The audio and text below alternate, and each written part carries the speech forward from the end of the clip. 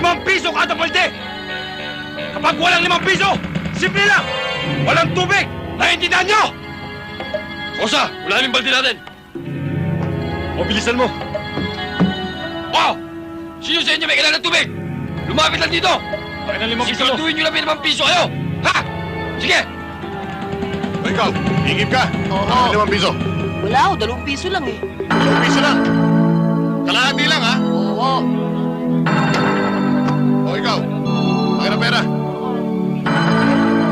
Ito. Bilisan nyo, ha? O, ikaw. Hoy! Gising!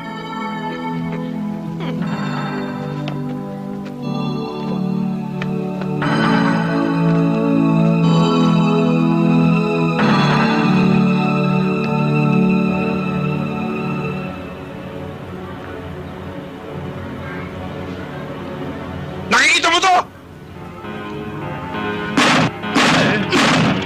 Di pwede yung mga kalokohan nyo sa akin!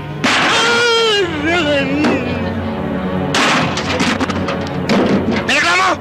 Ha? Bago kayo magpaandar sa lugar na to, alamin nyo muna kung sino may hawak. Kilala nyo ba ako? Pero yung astig! Ngayon, siguro naman,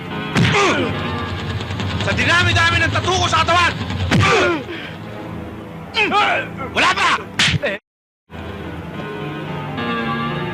Ano tinitingin mo? Wala ako. Huh?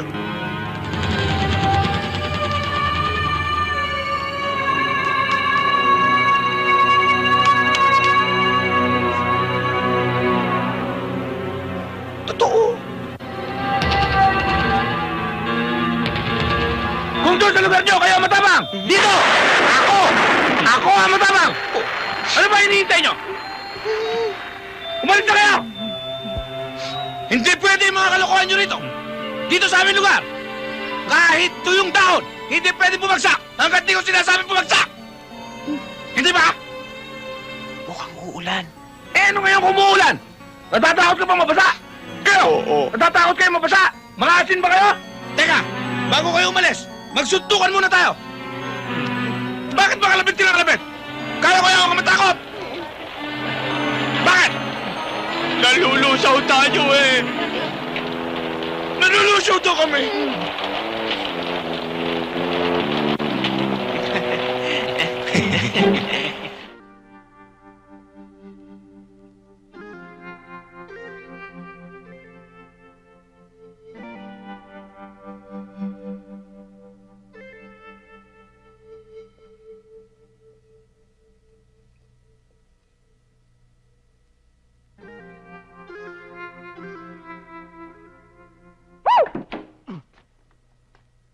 Ito nga kasi nakatulak eh.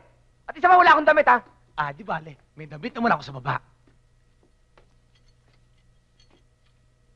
Ito bale linisin ko? Oo.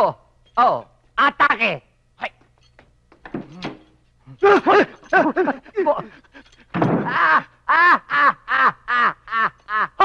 Hoy! Sabi mo walang tao! Sa room 204, walang tao! Talaga?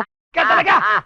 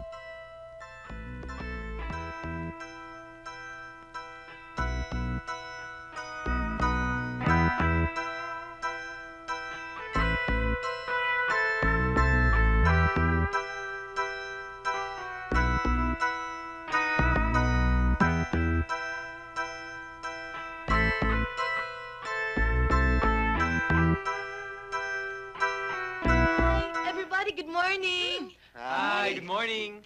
Tamang-tama ang dating mo. Alika, let's have breakfast. Alam niyo naman ako eh, chinechempo ko talaga yung breakfast niyo. Eh kasi si Boyong, ayaw na naman magluto. Ganun ba? O sige, di bale. Si Ma'am, kumuha ka na lang ng isa pang pinggan na para kay Huli-Buli. yes, ma'am. please. Salamat. Alika, upo ka. Kain ka. Thank you, ha? Kumusta? Okay lang. At saka isa pa, may good news ako sa inyong lahat. Good news! Kasi, sumulat si Dory. Si Dory, ano sabi niya? Kumusta ka daw? Yay! At saka, kumusta daw sa inyong lahat? Ano pa sabi niya? At saka, huwag daw tayong mag-alala sa kanya, because she's having a good time. Good time? Bakit? Kasi, may nakilala siyang American boy na very insistent. Ang dali pa lang niya makalimot. Ikaw naman, hindi naman ganun ang ibig sabihin nun. Masyado pang maaga para maging seryoso kayo sa isa't isa.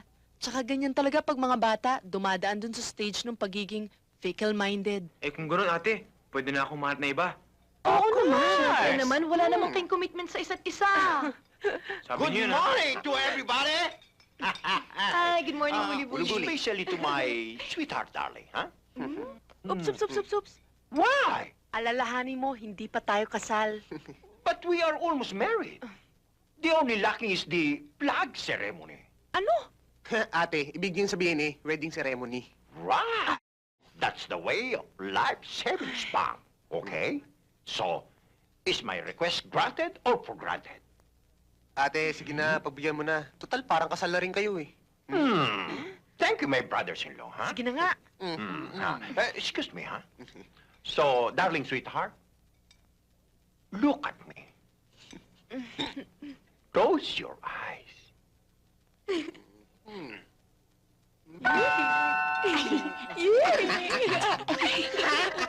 Ang sweet naman.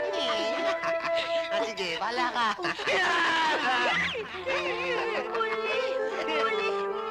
Ulit, Myra,